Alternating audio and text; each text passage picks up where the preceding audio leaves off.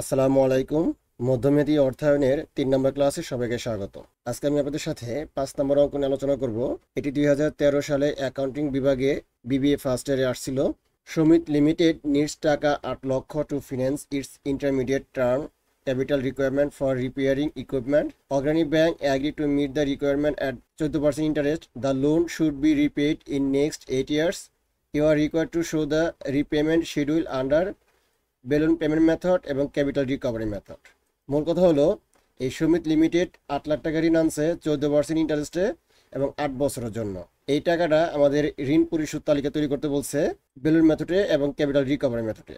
আমরা কিন্তু গত ক্লাসে অর্থাৎ 4 নম্বর অঙ্কে কিন্তু এই বেলুন মেথডের অঙ্ক এবং ক্যাপিটাল রিকভারি মেথডের অঙ্ক কীভাবে করতে হয় সেখানে বিস্তারিত আলোচনা করেছি। 4 নম্বর অঙ্কটি ভালোভাবে দেখে নেবেন, এতে করে 5 নম্বর অঙ্কটি বুঝতে সুবিধা হবে। তাহলে আমাদের প্রথমে এই বেলুন মেথডটি কিভাবে করতে হয় সবাই একটু লক্ষ্য করুন। আমাদের ঋণের পরিমাণ ছিল 8 লক্ষ টাকা। এই 8 লক্ষ টাকাকে সর্বপ্রথম আমাদের বছর দিয়ে ভাগ দিতে হবে। তাহলে আমরা যদি 8 লক্ষ টাকাকে এই বছর দিয়ে ভাগ দেই, আমাদের প্রতি বছর বের হবে 1 লক্ষ টাকা। এটাই কিন্তু আমাদের অ্যানুয়াল প্রিন্সিপাল অ্যামাউন্ট, অর্থাৎ বার্ষিক আসল টাকার পরিমাণ। ঠিক আছে, এখানে কিন্তু ইন্টারেস্ট ছাড়া দেওয়া আছে, অর্থাৎ এখানে কিন্তু ইন্টারেস্ট দেওয়া নাই, শুধুমাত্র আসল টাকা দেওয়া আছে 1 লক্ষ টাকা। এখন আমাদের লোন অ্যামোর্টাইজেশন শিডিউল তৈরি করতে হবে। প্রথমে আমাদের এই ছকটা টানতে হবে।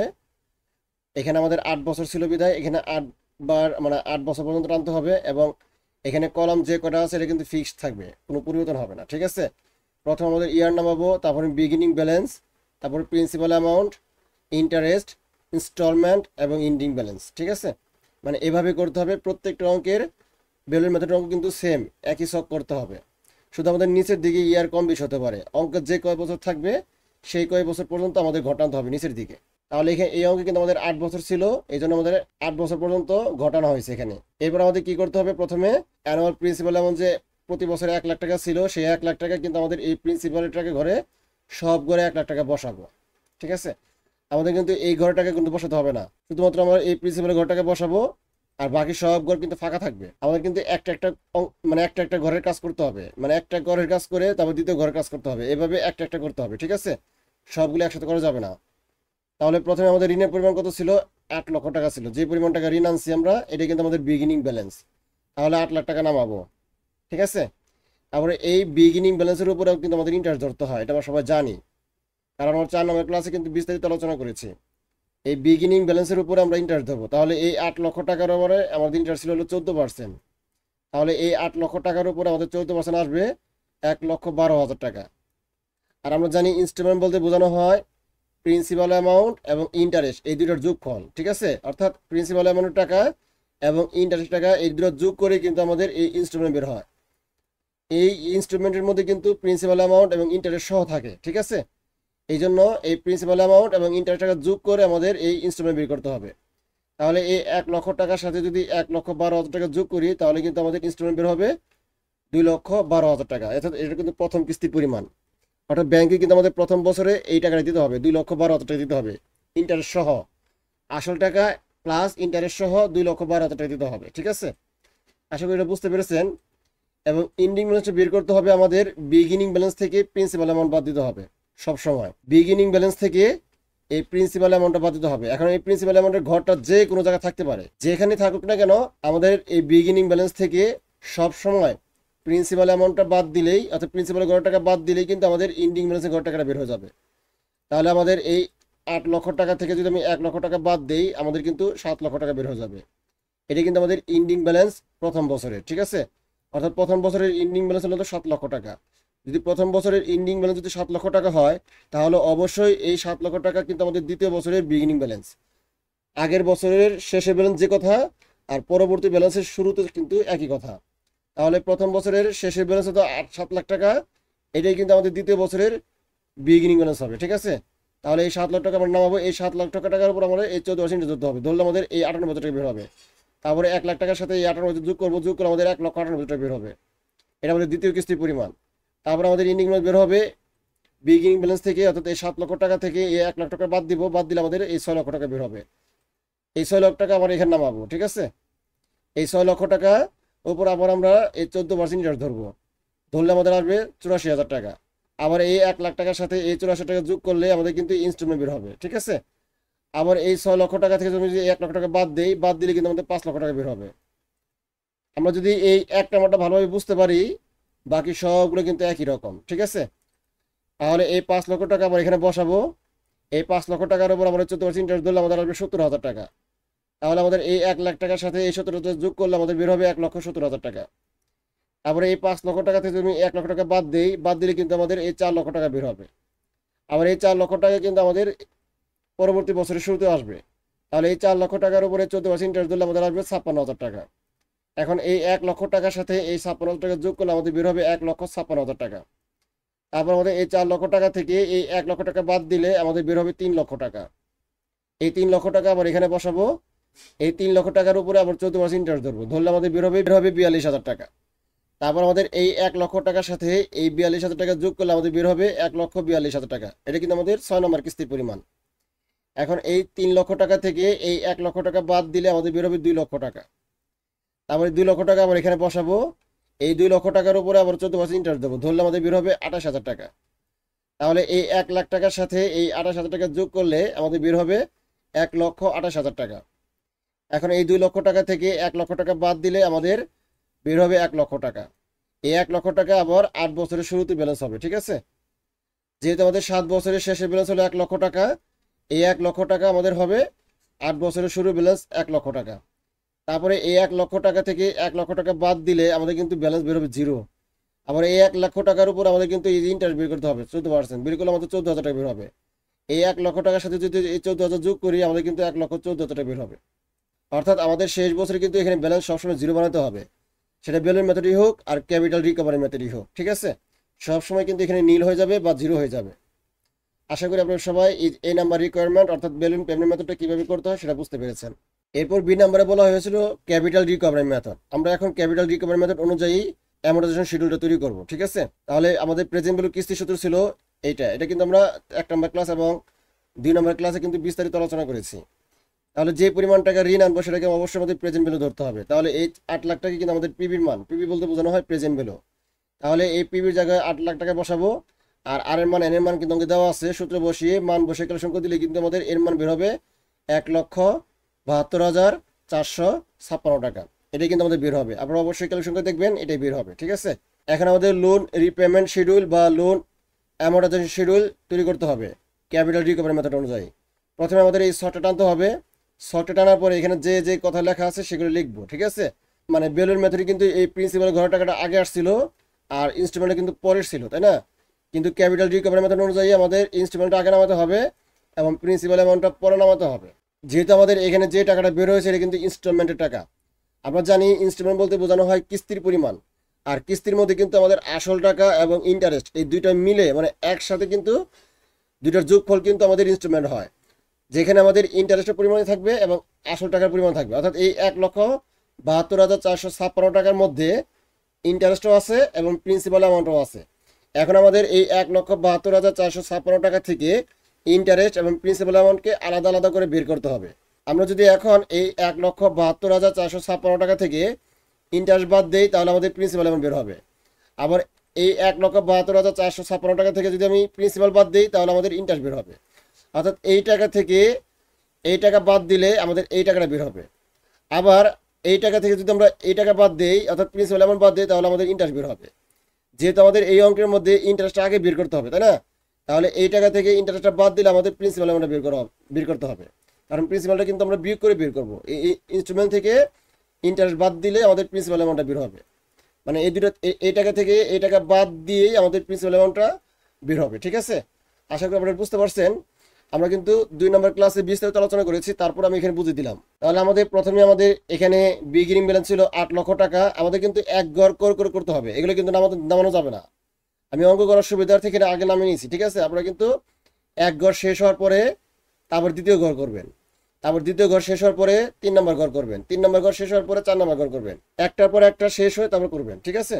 মানে একটার পর একটা আলাদা আলাদা করতে হবে। প্রথম বছরে আমাদের ঋণের পরিমাণ ছিল 8 লক্ষ টাকা, তাহলে এখানে প্রথমে আমরা 8 লক্ষ টাকা বসাবো। আর কিস্তি ছিল আমাদের 1,72,456 টাকা। এই টাকাটা আমাদের সব গড়েই বসাতে হবে, মানে এই সব গড়েই কিন্তু আমরা এই টাকাটাই বসাবো, ঠিক আছে। কারণ এটা আমাদের কিন্তু আগে থেকে বের হয়েছে, যেহেতু এটা কিস্তি পরিমাণ বের হয়েছে এটা কিন্তু পরিবর্তন হবে না, এই জন্য সবগুলোই আমরা বসাবো। তাহলে আমাদের ঋণের পরিমাণ ছিল 8 লক্ষ টাকা। আমরা জানি এই বিগিনিং ব্যালেন্সের উপর ইন্টারেস্ট ধরতে হয়, মানে 14% ইন্টারেস্ট। তাহলে এই 8 লাখ টাকার উপর যদি আমি এই 14% ইন্টারেস্ট ধরি, তাহলে আমাদের বের হবে 1,12,000 টাকা। এখন এই 1,72,456 টাকা থেকে 1,12,000 টাকা বাদ দিলে আমাদের কিন্তু এই প্রিন্সিপাল অ্যামাউন্টের টাকা বের হয়ে যাবে। এখন এই বিগিনিং ব্যালেন্স থেকে আমাদের এই প্রিন্সিপাল অ্যামাউন্টটা বাদ দিলেই আমাদের কিন্তু এন্ডিং ব্যালেন্স বের হয়ে যাবে, ঠিক আছে। তাহলে এই টাকাটা আমরা দ্বিতীয় বছরের শুরুতে নামাবো, আবার এই টাকার উপরে 14% ধরলে আমাদের বের হবে এই টাকাটা, এবং এই টাকা থেকে আমরা যদি এই টাকা বাদ দেই আমাদের কিন্তু এই টাকাটা বের হয়ে যাবে, ঠিক আছে।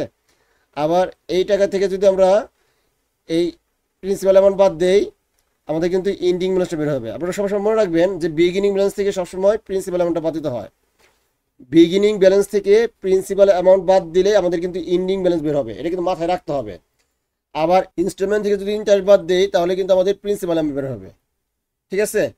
তাহলে আমাদের এই 6,70,624 টাকার উপরে আমাদের এই 14% ইন্টারেস্ট ধরবো, ধরলে আমাদের বের হবে এই টাকাটা বের হবে 93,887 টাকা বের হবে।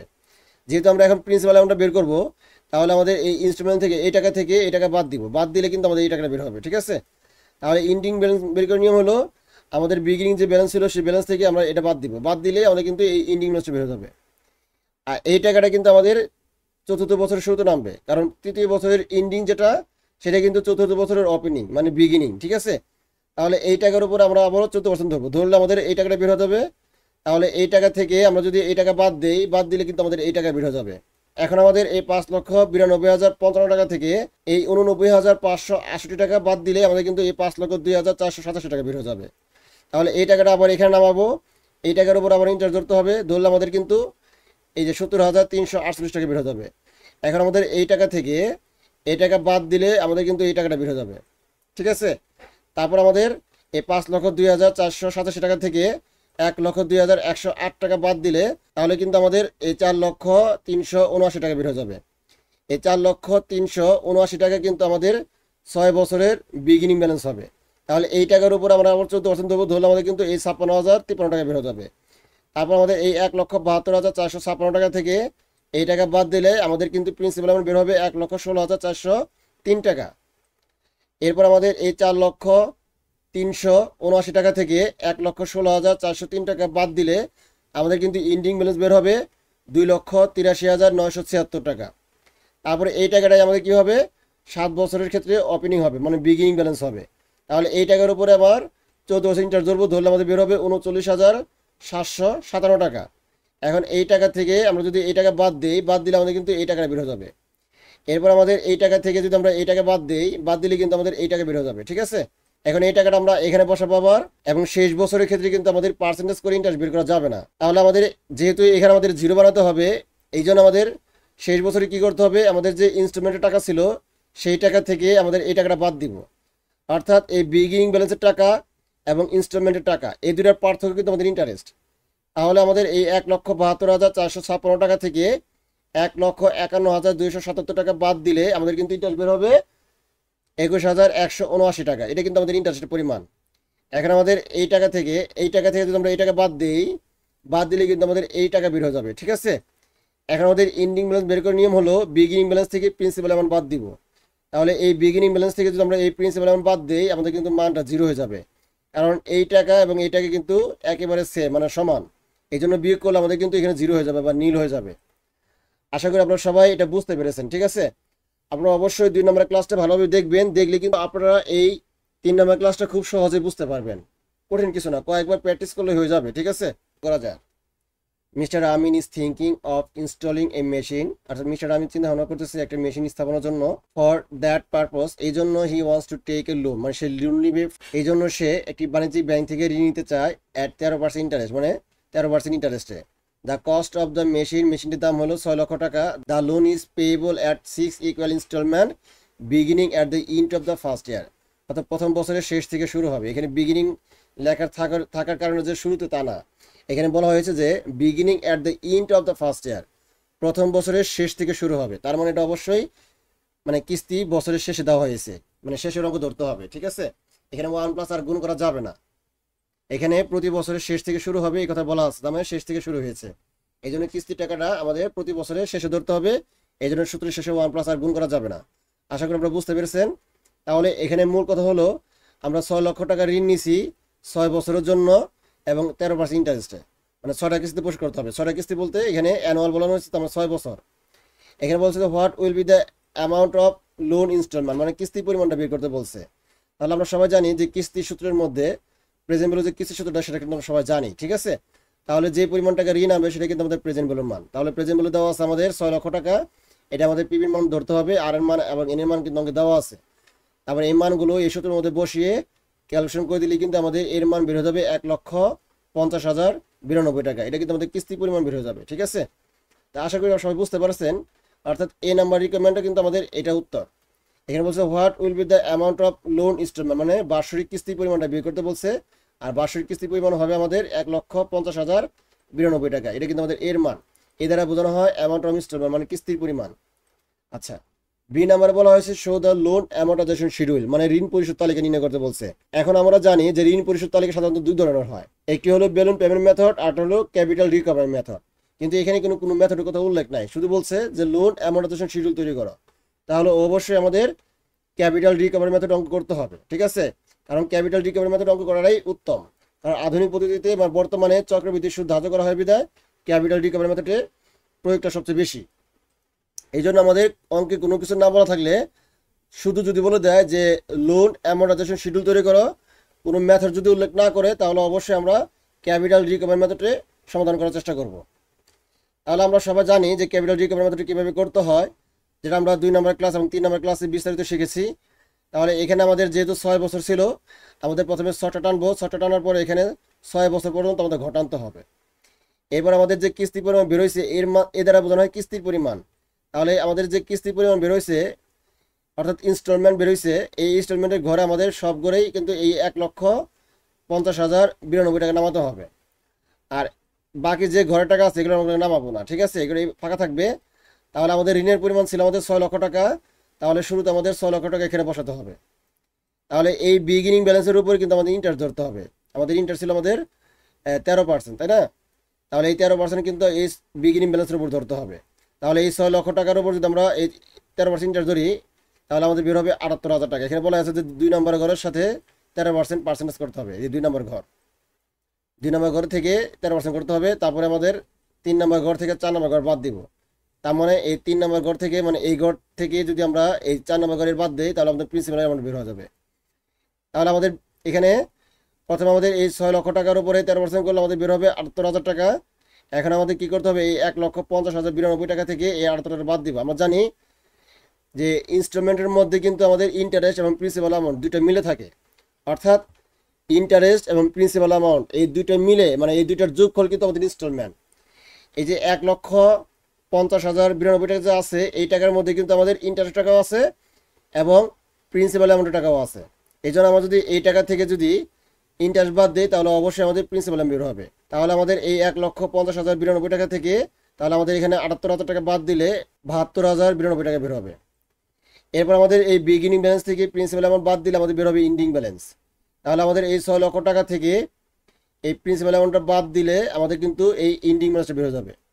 এখন প্রথম বছরে যেটা ইন্ডিং হবে সেটা কিন্তু আমাদের দ্বিতীয় বছরের বিগিনিং ব্যালেন্স হবে। তাহলে এই টাকাটাই আমরা এখানে বসাবো, ঠিক আছে। তারপর আগের মতোই এই টাকার উপর আমরা ইন্টারেস্ট ধরবো, ধরলে কিন্তু আমাদের এই টাকাটা বের হয়ে যাবে। এখন আমাদের এই টাকা থেকে এই টাকা বাদ দিলে আমাদের কিন্তু এই প্রিন্সিপাল অ্যামাউন্ট টাকাটা বের হয়ে যাবে। এবার আমাদের এই 5,27,908 টাকা থেকে, মানে এই টাকা থেকে আমরা যদি এই টাকা বাদ দিই, বাদ দিলে কিন্তু আমাদের এই টাকাটা বের হয়ে যাবে, ঠিক আছে। এখন এই টাকাটা আমরা আবার 3 বছরের ক্ষেত্রে কি বিগিনিং ব্যালেন্স হবে। তাহলে এই টাকার উপর আমরা আবার 13% ধরবো, ধরলে আমাদের কিন্তু এই ইন্টারেস্টের পরিমাণটা বের হয়ে যাবে। এখন আমাদের এই ইনস্টলমেন্টের টাকা থেকে এই ইন্টারেস্ট বাদ দিলে আমাদের কিন্তু এই প্রিন্সিপাল অ্যামাউন্ট বের হয়ে যাবে।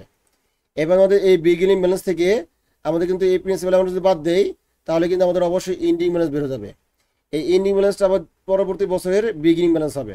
তাহলে এই টাকা থেকে এই টাকার উপরে যদি আমরা এই 13% ইন্টারেস্ট ধরি, তাহলে ইন্টারেস্ট বের হবে আমাদের এই টাকাটা, ঠিক আছে। এখন আমাদের এই ইনস্টলমেন্ট থেকে আমরা যদি ইন্টারেস্ট বাদ দেই, তাহলে আমাদের কিন্তু প্রিন্সিপাল অ্যামাউন্ট বের হয়ে যাবে। এরপর আমাদের এই বিগিনিং ব্যালেন্স থেকে যদি আমরা এই প্রিন্সিপাল অ্যামাউন্ট বাদ দেই, তাহলে কিন্তু আমাদের ইন্ডিং ব্যালেন্সটা বের হয়ে যাবে। এখন ইন্ডিং ব্যালেন্সটা পরবর্তী বছরের বিগিনিং ব্যালেন্স হবে।